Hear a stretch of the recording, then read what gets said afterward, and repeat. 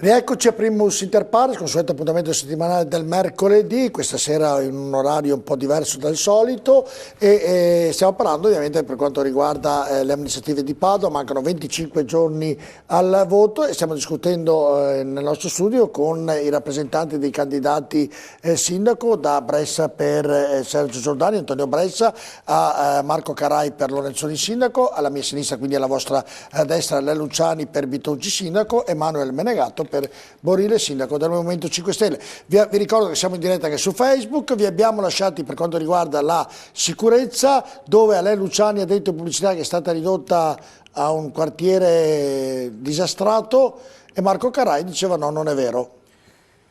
Allora, la questione sicurezza è l'argomento più utilizzato da tutti i candidati sindaci in campagna elettorale. Poi quando vince un candidato sindaco la cosa si mitiga e viene ridimensionata negli aspetti che poi sono quelli veri. Bisogna chiarire innanzitutto una cosa: la sicurezza non è la materia di gestione dell'amministrazione comunale. L'amministrazione comunale concorre con tutti gli strumenti che diciamo ha. per sua chiarezza di ritorno, Bitonci ne ha fatto un cavallo di battaglia nell'amministrazione precedente. Sì, ma infatti poi di fatto quando è stato eletto sindaco la situazione a Padova non è migliorata, anzi forse è peggiorata, ma questo non lo ascrivo a Bitonci come responsabilità. Bitonci ha la responsabilità perché non ha dialogato sufficientemente con le altre istituzioni presenti sul territorio. Alain Luciani ha detto una cosa inesatta prima: con la questura abbiamo un rapporto meraviglioso, con i carabinieri abbiamo un rapporto meraviglioso, con la prefettura no, perché è promanazione del Ministero degli Interni. Perché la questura cos'è? È diverso, un organo... La questura cos'è? Tu sai cos'è il prefetto, no? È un organo allora, di controllo? Il prefetto è un organo di controllo è del l'organismo apicale, napoleonico. È l'organismo apicale che coordina tutte le forze di polizia presenti sul territorio provinciale. Quindi è attraverso il prefetto che vengono impartite e organizzate le politiche di sicurezza sul territorio provinciale. L'amministrazione comunale ha gli strumenti di rigenerazione urbanistica, di concorso con le altre forze di polizia nel sollevarli da alcune responsabilità, da alcuni compiti. Esempio, il portello. Il portello fino a 10 anni fa era una delle zone più brutte, più degradate della città. Lì è stato fatto un intervento di riqualificazione urbanistica da parte dell'amministrazione importante, si è rifatta la piazza, e contemporaneamente una pressione molto forte esercitata da tutte le forze di polizia, alla quale hanno partecipato anche i nostri agenti di polizia locale. Il quartiere Portello oggi secondo me è il quartiere più bello della nostra città, popolato, animato da Quindi studenti. si può fare anche l'Arcella? Quindi si può fare anche l'Arcella, realtà più complessa. L'Arcella ha 60.000 residenti, è un comune, è una città. Però se ripartiamo da una riqualificazione per esempio dei punti più caratterizzanti dell'Arcella, esempio Piazza Azzurri d'Italia, oggi è brutta, non invoglia ai cittadini la sera di andare in piazza. Cosa ci vanno a fare i cittadini in Piazza Azzurri d'Italia la sera? Niente, anzi, se pensiamo... Non avete fatto nulla? No, non c'è niente, è vero. Sì, di riqualificarla dal punto di vista proprio urbanistico, portare vita, eventi, ma restituirla anche al suo decoro iniziale, vedremo che i cittadini tornano a viverla.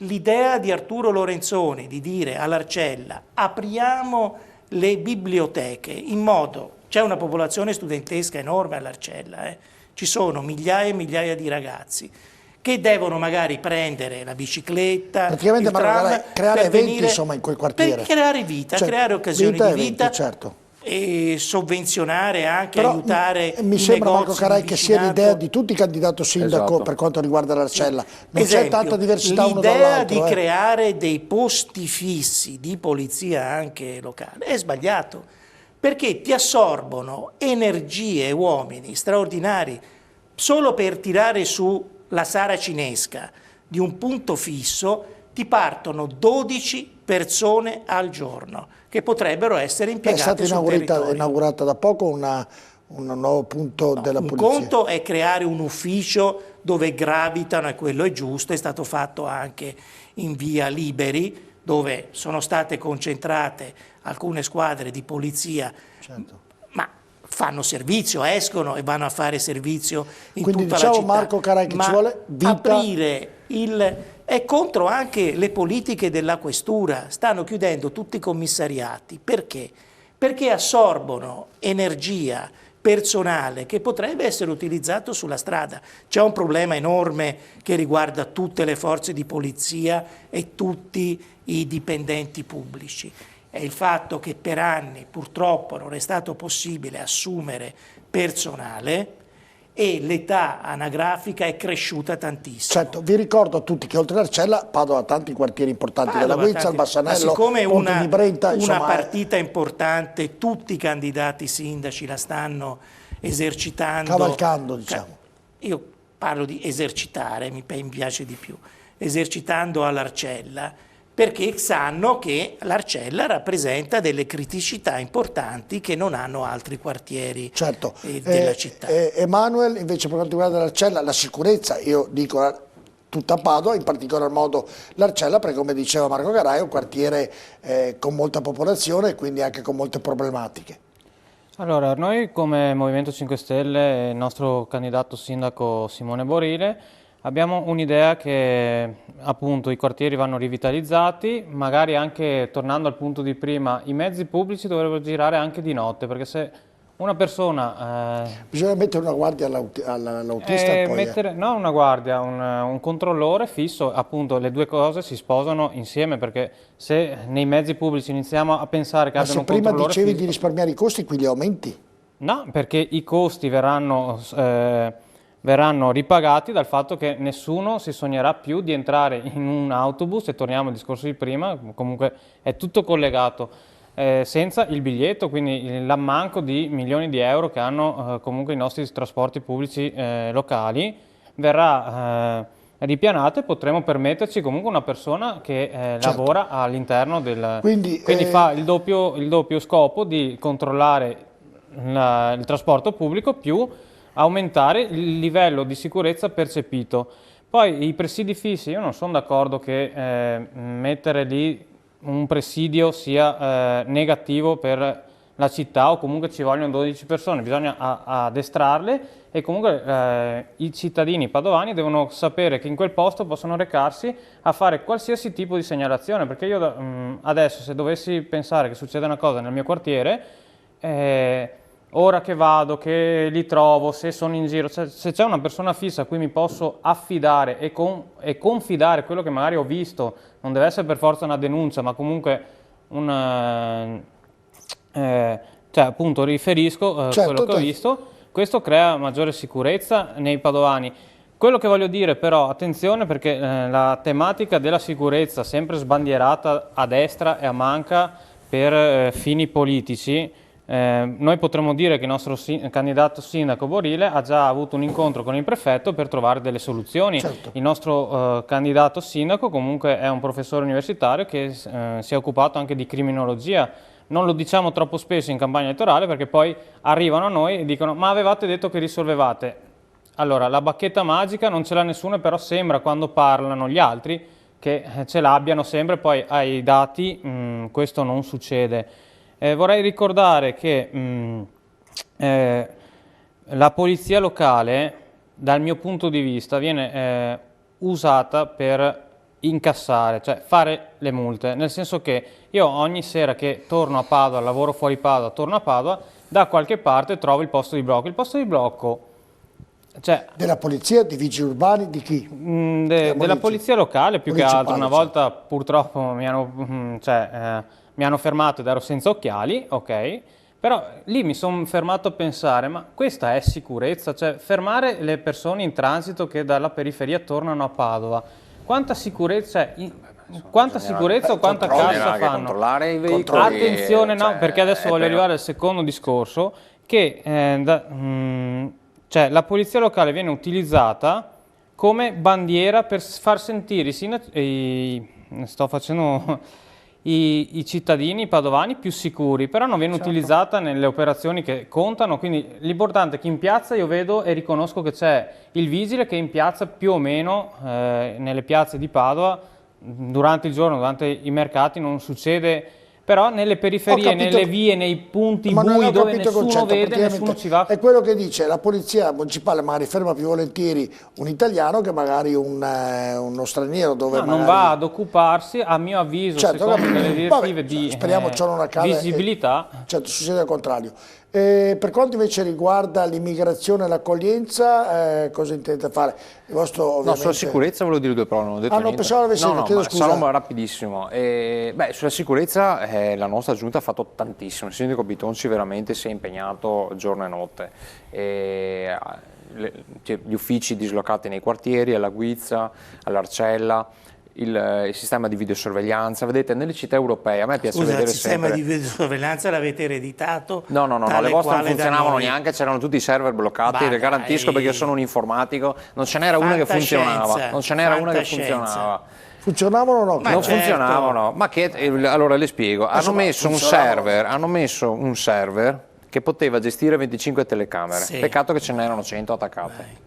Glielo dico da informatico, glielo dico. E funzionavano tutte. Benissimo. E funzionavano tutte, a meno che non le abbiate sabotate voi. No, quando sono uscito io funzionavano tutte. Lui era testimone, credo, non dica una bugia. Se erano 140 funzionavano tutti. Guardi, scusami, io posso mettere anche 10.000 telecamere. No, ma la domanda è diversa.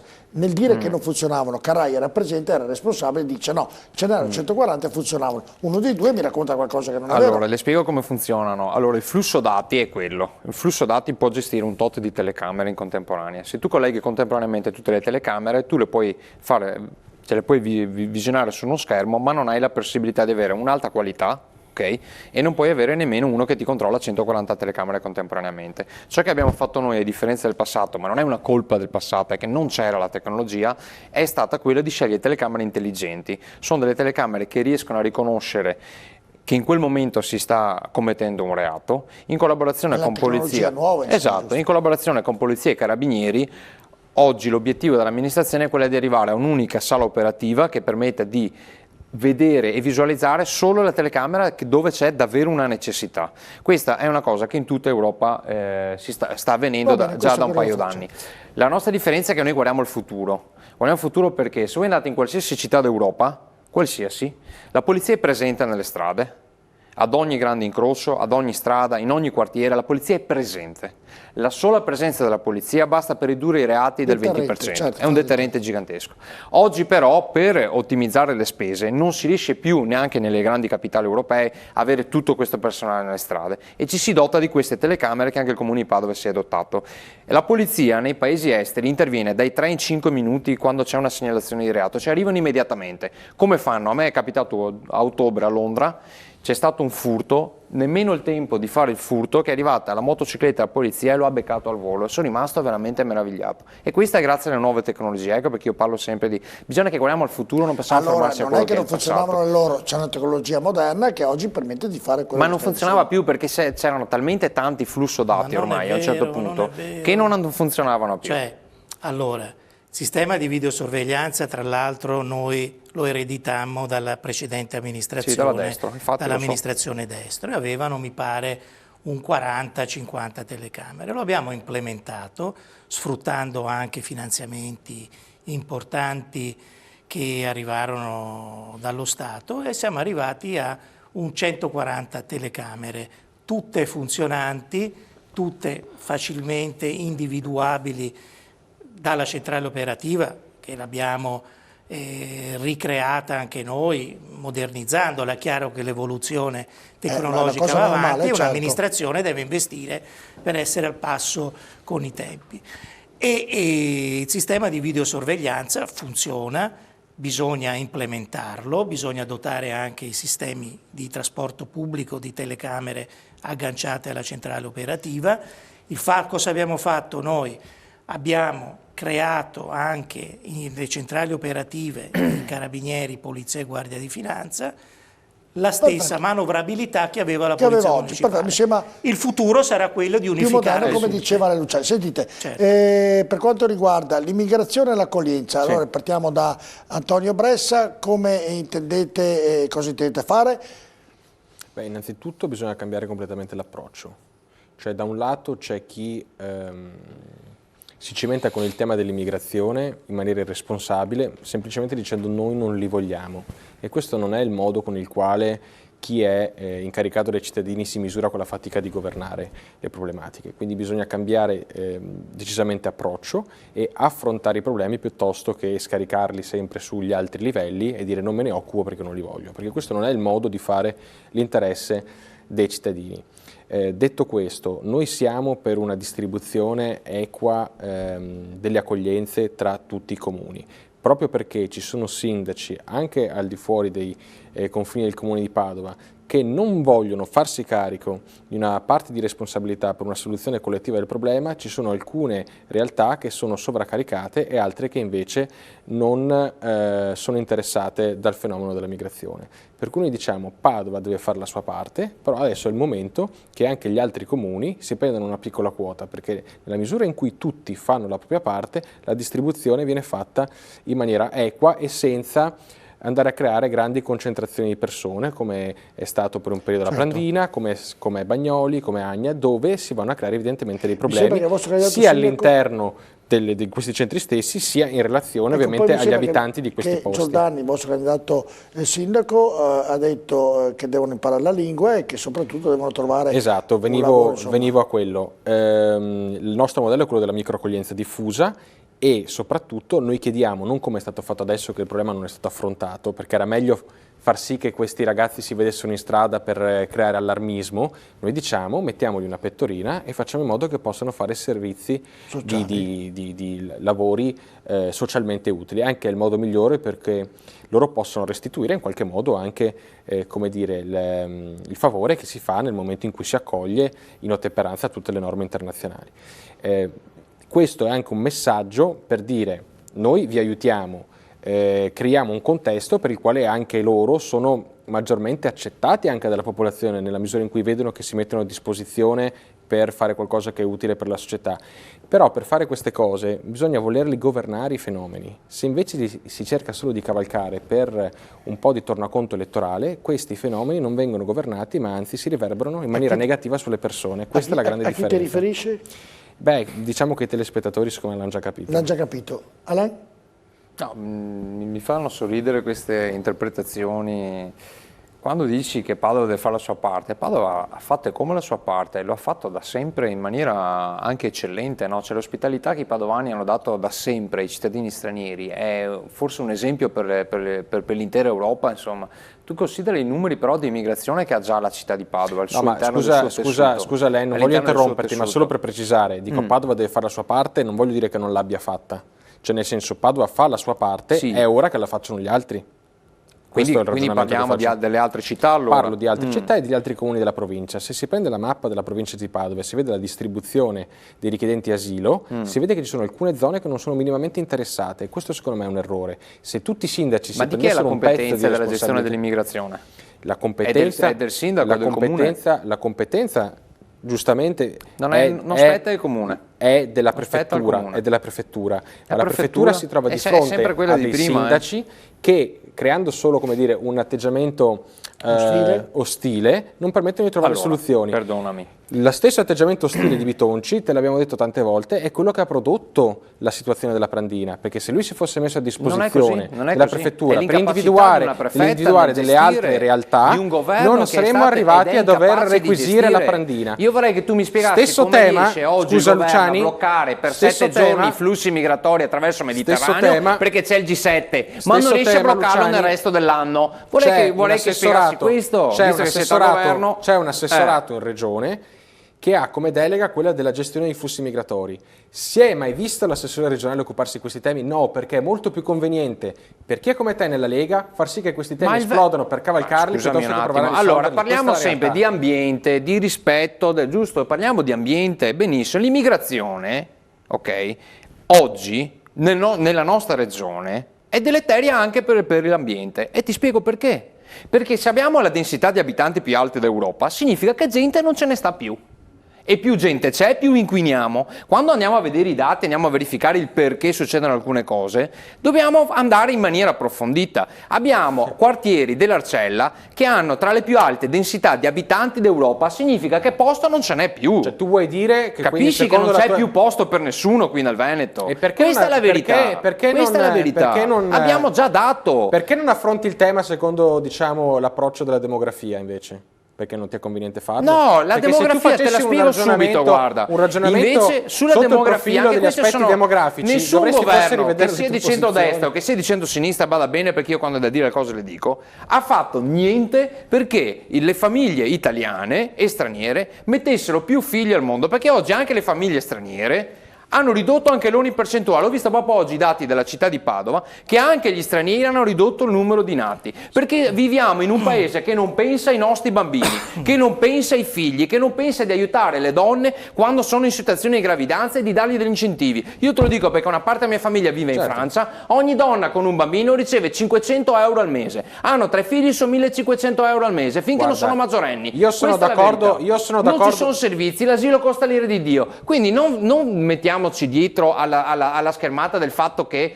gli immigrati servono per il lavoro. Non servono più per il lavoro perché non ce n'è per nessuno. Gli immigrati servono per la demografia. Anche questo non è più vero, perché anche oggi questo è falso. Poi, ma io non parlo degli immigrati per bene, della natalità, io non sto parlando degli immigrati sulla questione della natalità, guarda, io paradossalmente sono d'accordo con te, però devi riconoscere che c'è un governo che ha fatto il bonus mamme e che finalmente ha cercato di dare qualche risposta. Poi sono convinto che si debba fare molto di più, però qualcosa quantomeno questo governo l'ha fatto. Io ho una bambina di 1 anno e 8 mesi, rispetto a chi c'era prima non è avere un stato figlio fatto oggi, è una roba irraggiungibile. Stiamo facendo confusione su due fenomeni che sono diversi e separati tra di loro. Uno è l'immigrazione che l'Italia sta avendo da anni e sta richiamando migliaia, milioni di stranieri perché la capacità produttiva del nostro paese fa bisogno di manodopera. Ma non è vero. Ed è per quello che Padova... Ma ancora queste storie, fammi nel 2017 ancora diciamo queste cose. Fammi parlare. Ma se non c'è lavoro per nessuno. Fammi parlare. Ma carai, dai, ma fammi basta parlare. Favole, però, carai, ho ascoltato dai. tutte le ma tue se non cose c'è lavoro per nessuno, che hai detto. Mi hai interrotto perché stavo parlando io, alla fine interrotto. non ho parlato del problema del... Allora, se Padova, come tutte le città del nord, Brescia, Verona, che hanno una popolazione analoga alle nostre, ha una popolazione di stranieri, di nuovi cittadini, che incide in termini percentuali profondamente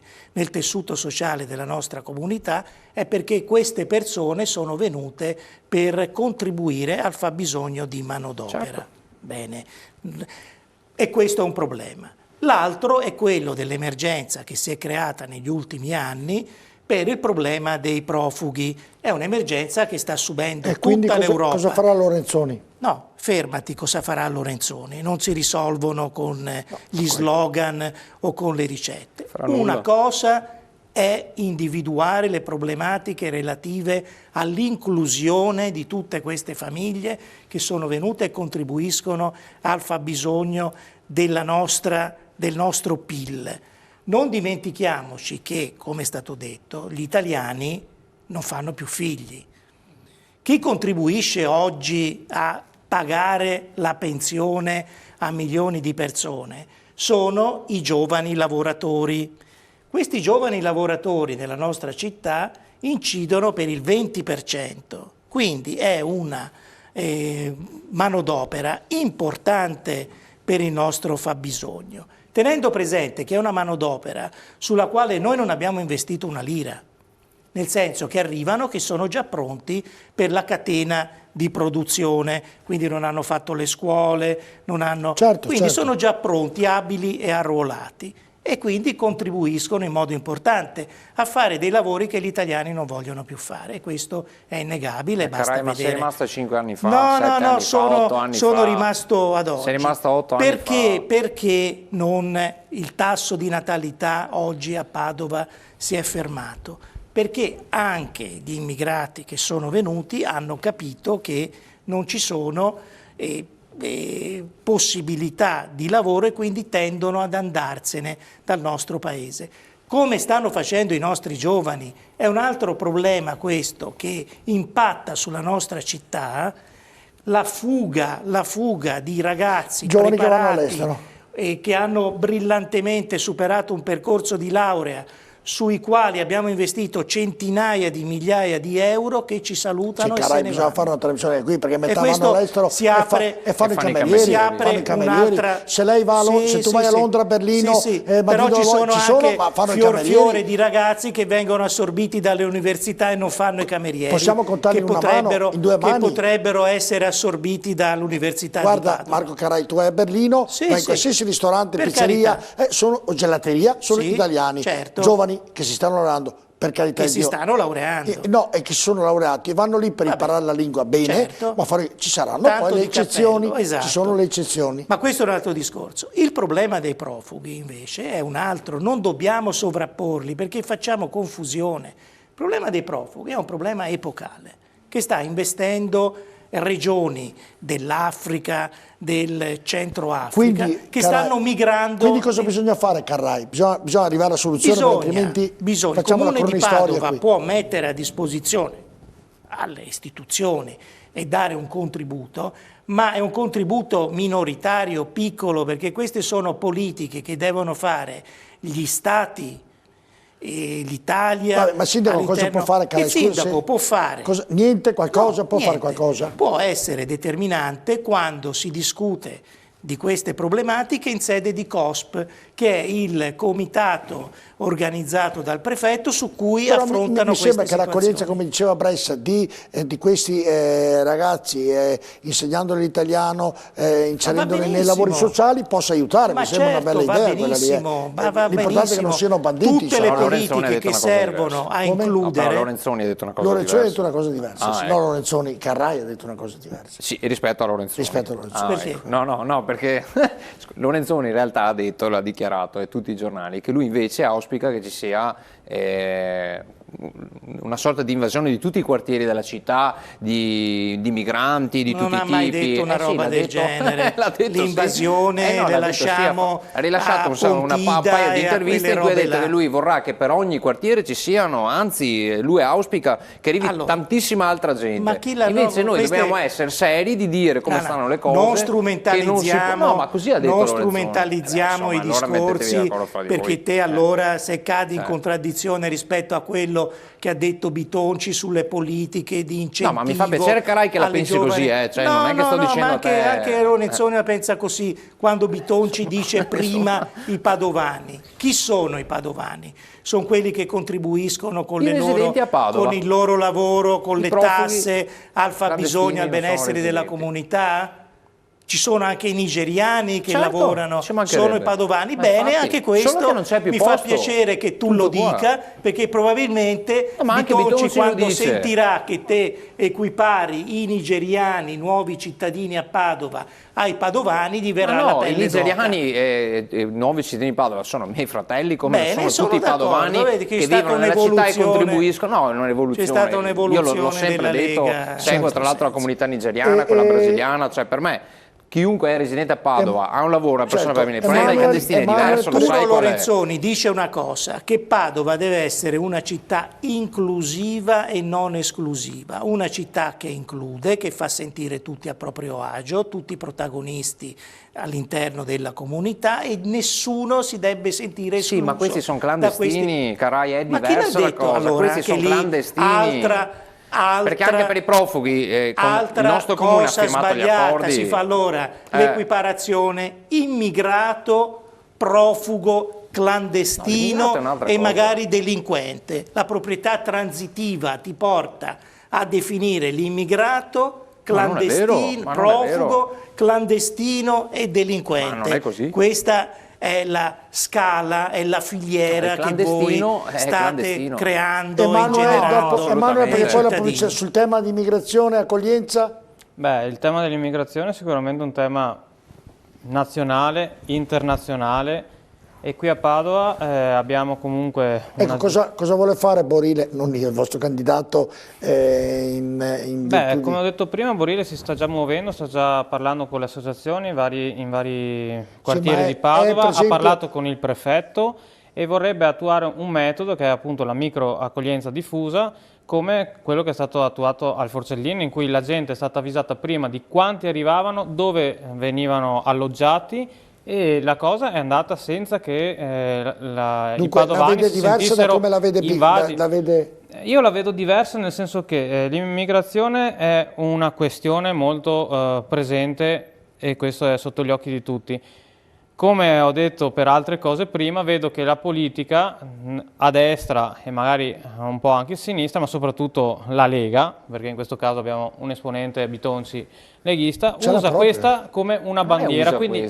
Se ti arriva uno vicino a casa, scusami, dove allora, vivi tu in appartamento scusami. E ti mettono 5 persone che non sai chi sono, da dove vengono, se hanno precedenti penali, ho detto come tu li accetti vicino a casa tua? No, la Lega mi darà atto, la Lega mi darà atto che 20 anni ha anche governato, ha fatto la legge Bossi-Fini. Perché finché non vengono a vivere vicino a casa tua, poi dopo mi chiamano, tu non sai neanche dove abito. Avete messo intere famiglie di Roma in appartamenti in città. Ma anche queste sono bugie, vedi? Cioè, mentire sapendo di mentire. E dove li avete messi? Spiegami una cosa. E dove li Perché avete avete preso in gestione Mattiazzo in appartamenti che erano destinati al piano vendite. Bene, quindi e dove non sono? diciamo che abbiamo tolto la casa ai padovani.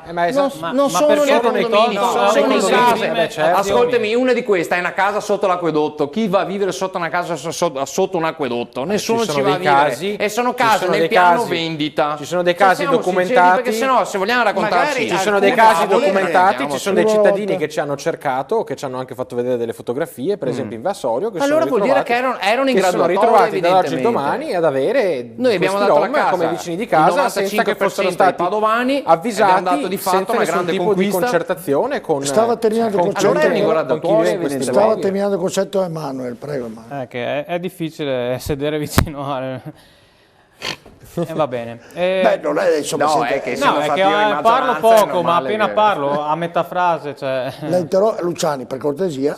Va bene. Stavo facendo un discorso più ampio, nel senso che l'immigrazione è una questione forte che va trattata a livello nazionale e internazionale. La Lega su questo, bisogna dirlo, ha fallito, perché ha fatto dell'immigrazione una bandiera propagandistica per attrarre voti, tant'è che ad alcuni viene pure il dubbio che quando c'è un problema tipo quello immigratorio, la Lega una volta messa, e si è visto con Bitonci, perché adesso mi dovresti spiegare perché è stato tolto come una delle prime azioni. Se gli fai la domanda deve rispondere. Se finisco la domanda, poi lui non stimolarlo. Perché io capisco, ma io do la parola a te, è giusto che parli tu, però... Allora, faccio la domanda, perché è stato tolto il mediatore culturale? Perché comunque un percorso si parla di immigrazione e appunto non si deve fare il passaggio immigrazione uguale delinquenza. Però se una persona arriva in un nuovo paese e viene emarginata, e basta vedere i proclami del tuo leader Maximum Salvini come sono rispetto alle persone che arrivano di qua, cioè dopo si trova come può arrivare a fare sussistenza per se stesso. Inizia a frequentare ambienti che non sono cioè, di certo integranti o comunque decorosi per la persona. Quindi perché avete tolto il mediatore culturale, che è stata a nostro avviso una pazzia? Breve la risposta. Il mediatore culturale non serve per i bambini, ma servirebbe per i genitori dei bambini, e ti spiego perché. Perché non avete messo quello per i genitori? Frequenta i compagni di classe, cresce con i suoi coetanei, la lingua la parla perché non perfettamente. l'avesse messo per i genitori, ti chiede? Ma c'era nell'idea del progetto nel sociale di creare una mediazione culturale per i genitori, perché i veri problemi avete tolto anche lo sportello Cisi, che quello non si occupava mica dei minori, quello sportello si occupava proprio dei genitori. Non si occupava dei genitori, si occupava nel rapporto tra i genitori e il figlio, ma il bambino non ne ha dei problemi perché cresce con i suoi coetanei, la lingua la parla. Ma avete tolto i servizi anche per i genitori. Invece serve per i genitori, questa è la verità. Avete tolto tutti che arriva da una mentalità avete completamente tolto 6 diversa. milioni dal Questa è la bilancio verità. sul sociale, Anche avete questa è una azzerato bugia, dai, i contributi però, ai centri antiviolenza, Ma vedi che non possono... ai centri antiviolenza avete azzerato i contributi. Sempre che è una bugia oppure sono Allora, gli altri avete che tolto tirano i con me, mediatori è un problema. culturali. C'è un commissario prefettizio che ha firmato un bilancio, non l'ha firmato Bitonci, non l'ha firmato Luciani, non l'ha firmato, l'ha firmato i tecnici del comune, ok? E il commissario prefettizio che fa vedere le cifre nero su bianco sul sociale, ha certificato che l'impegno dell'amministrazione Bitonci è stato nettamente superiore al passato. Sul sociale. Su questa è una pietra miliare dove non dovreste più per dignità dir niente. Ha dimostrato che il sociale per noi è stato prioritario. Luciani, vallo a L'hai dire, letto vallo a il dire documento. alle associazioni che vengono da noi a lamentarsi perché questa amministrazione gli ha tolto quei pochi fondi che avevano Perché di non facevano sostentamento niente, erano per associazioni offrire, parassite per offrire, evidentemente, per che non offrire facevano niente dei per servizi i sociali. cittadini sul Perché serio. la verità è questa, Questa è la verità. il comune da Questa è solo la verità. non è in Noi abbiamo grado di dato lavoro alle rispondere alle persone, esigenze. dignità.